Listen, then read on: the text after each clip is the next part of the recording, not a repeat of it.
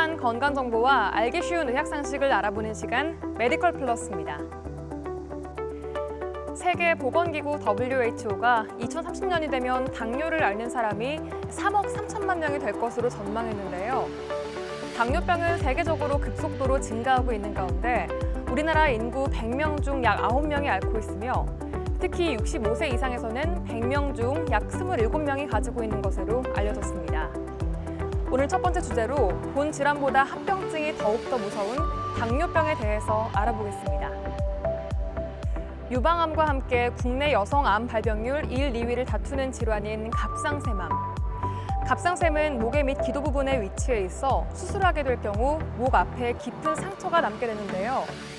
이 상처는 모든 환자에게 스트레스의 원인이 되기도 합니다. 오늘 두 번째 주제로 최소 침습으로 수술 후 상처를 남기지 않는 갑상샘 구강 내시경 수술에 대해서도 알아보겠습니다. 당뇨병은 인슐린의 분비량이 부족하거나 정상적인 기능이 이루어지지 않아 혈중 포도당의 농도가 높아지는 고혈당을 특징으로 하는데요. 포도당으로 인해 여러 증상과 징후를 일으키고 소변에서 포도당을 배출하게 됩니다. 세계보건기구가 2030년에는 당뇨병 환자가 3억 3천만 명이 될 것으로 전망할 만큼 당뇨병은 전 세계적으로 급속도로 증가하고 있는데요. 우리나라 또한 해마다 당뇨병 환자가 증가하고 있어 주의가 필요합니다. 인슐린은 췌장에 있는 베타세포라는 곳에 분비되는 호르몬의 일종인데 이 인슐린이 어떤 역할을 하느냐 하면 우리 몸속에 있는 포도당을 근육이나 지방세포 또는 간으로 운반해주는 역할을 한다고 할 수 있겠습니다. 그래서 이 인슐린이 제대로 분비가 되지 않거나 또는 분비가 되더라도 제대로 혈당이 이 포도당을 간이나 지방이나 이런 세포 등으로 제대로 운반해주지 못하면 결국 혈액 내에 포도당들이 쌓이게 되고 결국 당뇨병으로 진행된다고 할 수 있겠습니다. 부모에게 당뇨가 있다고 해서 반드시 자식에게도 당뇨가 생기는 건 아닙니다. 부모 중 한 명이 당뇨이면 자녀에게 당뇨가 생길 확률은 15%, 양친이 모두 당뇨라면 확률은 30% 정도인데요. 즉 유전적인 성향은 있으나 피부색처럼 대대로 내려오는 유전병은 아니란 이야기입니다.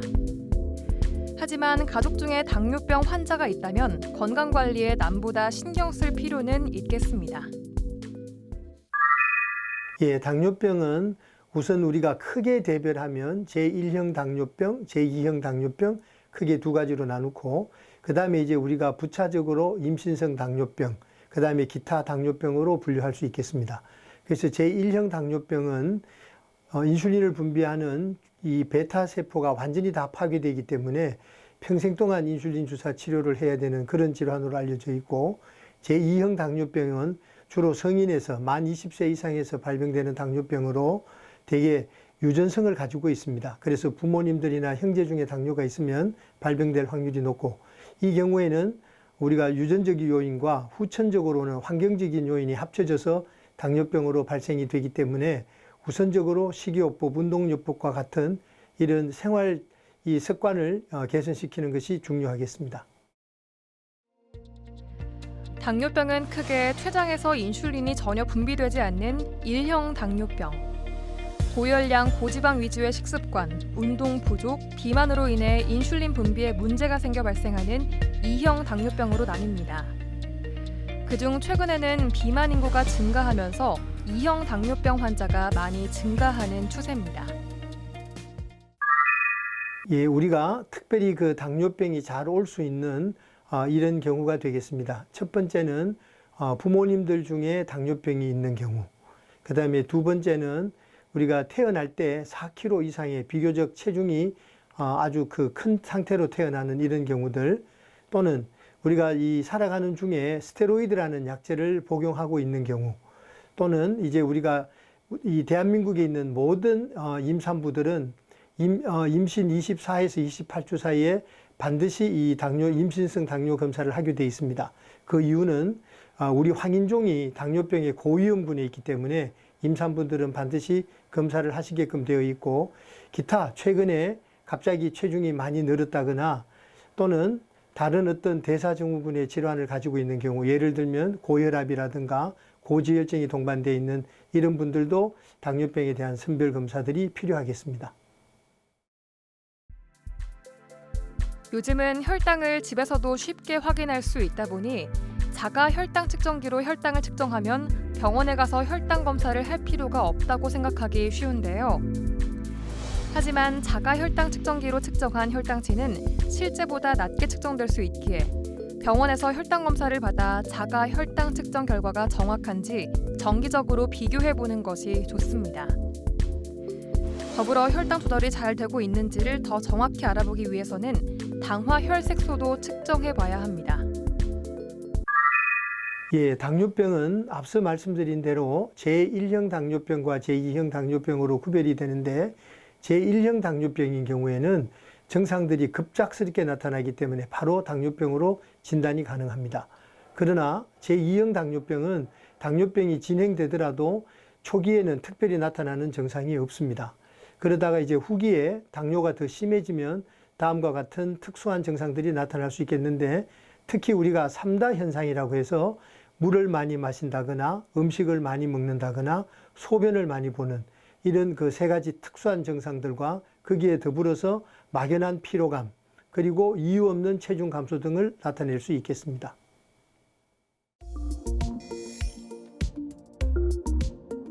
최근 일일 일식 혹은 특정 시간을 정해두고 아무것도 먹지 않는 간헐적 단식이 인기를 끌고 있는데요. 특별히 식사량을 줄일 필요가 없이 정해진 단식 시간만 잘 지키면 체중 감량 효과가 있는 것으로 알려졌기 때문입니다. 하지만 당뇨병 환자에게 있어서 간헐적 단식은 영양을 극단적으로 제한하기에 몸에 꼭 필요한 필수 비타민, 칼슘 등과 같은 미네랄 단백질을 섭취하기 어렵게 만들어 저혈당 발생의 위험을 높일 수 있기에 피해야 합니다. 당뇨병 환자는 식사 횟수를 줄이기보다 하루 3끼를 규칙적으로 먹고 몸에 꼭 필요한 열량은 섭취하도록 해야 하는데요. 또한 양질의 단백질, 비타민, 미네랄, 섬유소가 풍부한 채소와 해조류를 적절하게 먹는 것이 좋고 소금이나 설탕, 꿀 등의 단순당을 과하게 섭취하지 않도록 제한할 필요가 있겠습니다. 예, 당뇨병은 우선 초기에 당뇨병이 심하지 않을 경우에는 우리가 식이요법과 운동요법으로 우선적으로 치료를 해보고 그런 그 방법들로 치료가 잘 되지 않으면 이제 경구혈당 강화제라고 해서 먹는 당뇨병으로 치료를 할 수도 있습니다. 거기에서도 더 당뇨가 조절되지 않으면 그 다음에 이제 우리가 인슐린 주사 치료요법이라는 마지막 단계라고 할 수 있는 치료요법이 더 첨가될 수 있겠습니다.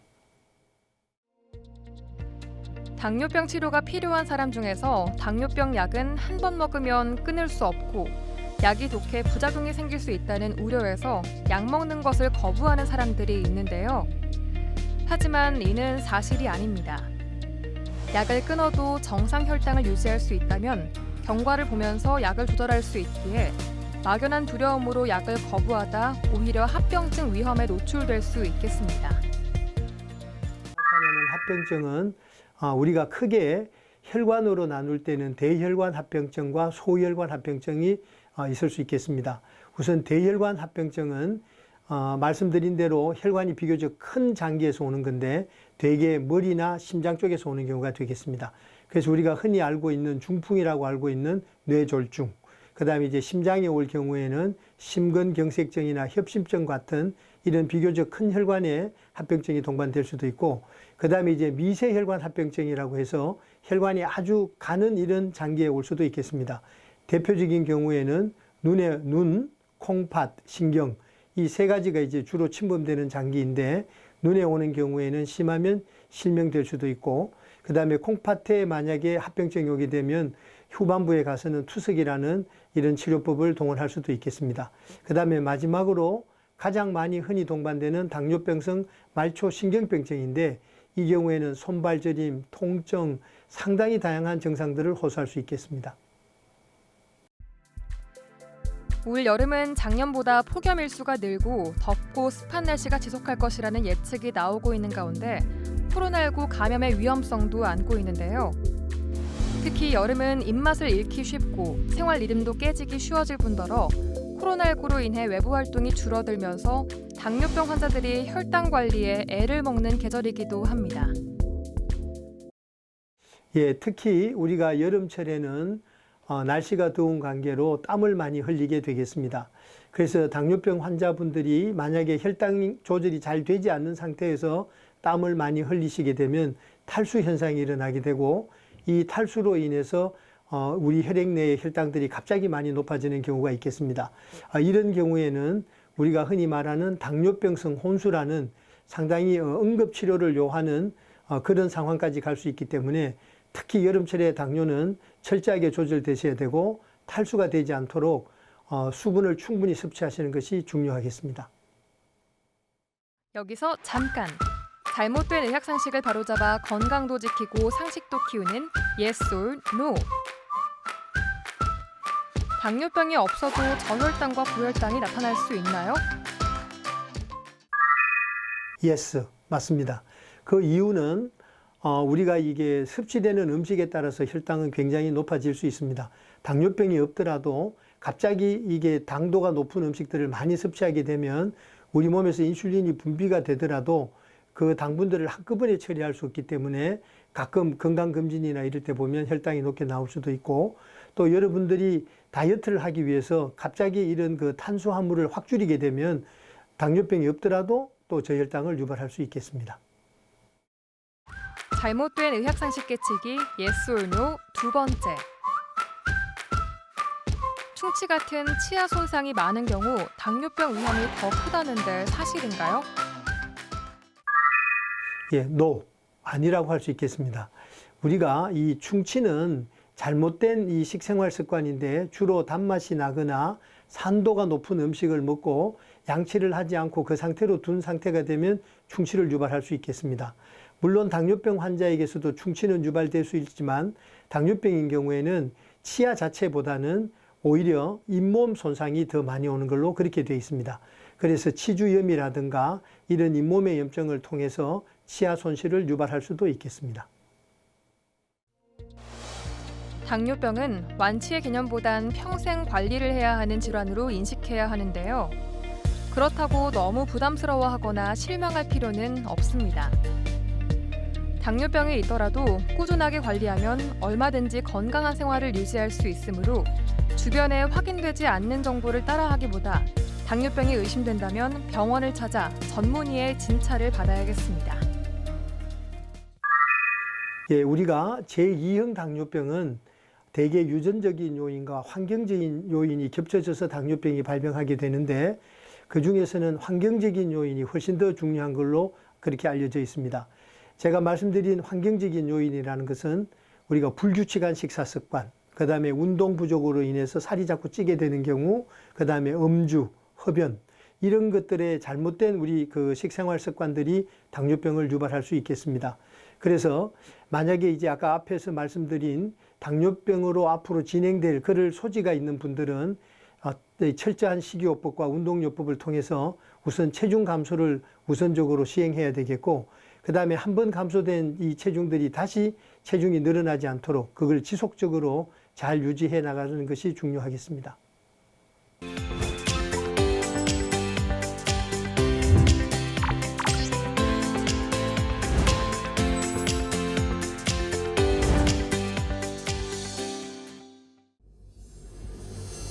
가수 엄정화 씨가 최근 방송을 통해 갑상쇠암을 치료받은 적이 있다고 밝혔는데요.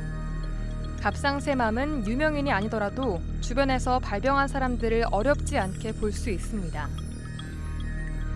갑상쇠암은 유방암과 함께 국내 여성 암 발병률 1, 2위를 차지하는 질환으로 1년에 갑상쇠암으로 진단받는 환자는 약 4만 명이 되는 것으로 알려졌습니다. 첫 번째로 여성이 남성에 비해 5배에서 6배 정도 많이 발생한다는 점이 있고, 30에서 50대 같은 젊은 나이에 많이 발생한다는 특징이 있습니다. 그리고 다른 나라에 비해 예후가 좋은 유두암종이 전체 갑상쇠암의 90에서 95%를 차지합니다. 또한 다른 나라에 비해 갑상쇠암의 발생률이 크게 증가한다는 특징이 있었는데, 이것은 불필요한 검진에 대한 문제점도 제기가 되었습니다. 최근에는 그런 점들이 보완이 되면서 발생률은 이전보다 낮아졌습니다.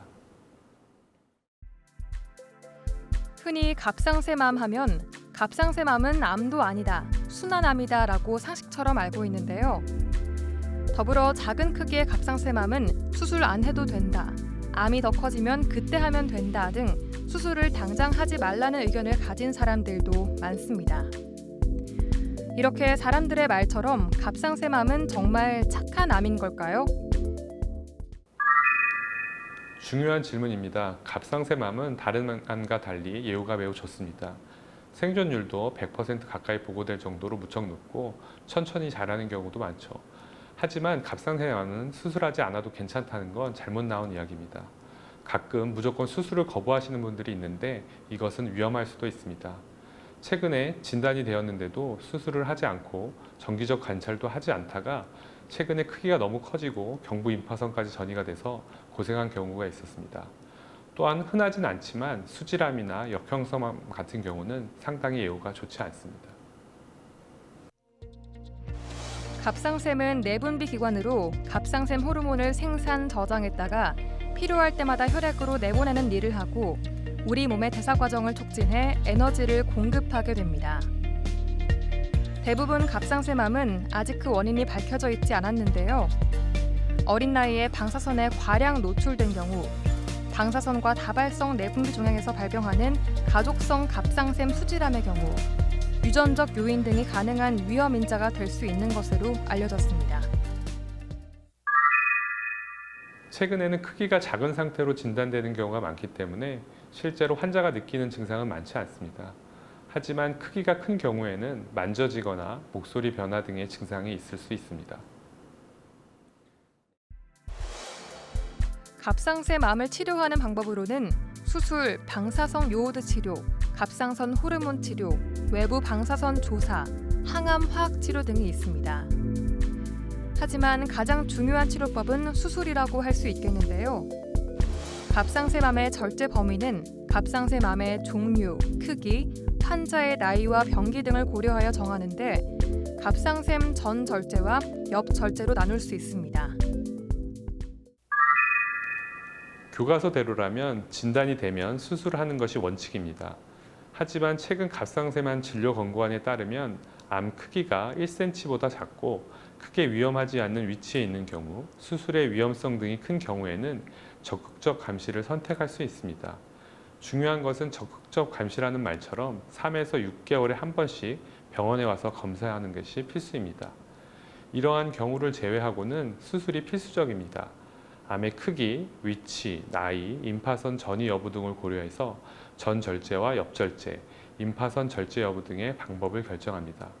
이전에는 1cm 이상인 경우에는 전 절제수를 고려하였지만 최근에는 암의 크기가 1cm를 초과하고 4cm 미만이면서 갑상선 외 침윤이 없고 임상적으로 경부 림프절 전이의 증거가 없는 저위험 또는 중간 위험의 환자에서는 처음 수술로 옆 절제수를 적용할 수 있도록 권고하고 있습니다. 갑상샘암은 여성에게 가장 흔한 암으로 그 빈도가 점차 증가하고 있으며 비교적 젊은 나이에 발병하는데요. 전통적인 갑상샘 수술은 목의 정면을 절개하는 방법입니다. 대체로 목 위 쇄골 상부 1에서 2cm 위치에 옆으로 5에서 6cm쯤의 절개창 상처가 남습니다. 하지만 암덩이가 크거나 목 옆부분의 림프샘을 같이 수술해야 할 때는 상처가 훨씬 커질 수도 있는데요. 수술 후 남게 되는 상처가 별거 아니라고 여길 수도 있지만 갑상샘암 환자의 많은 수가 수술 흉터에 스트레스를 받는다고 이야기합니다.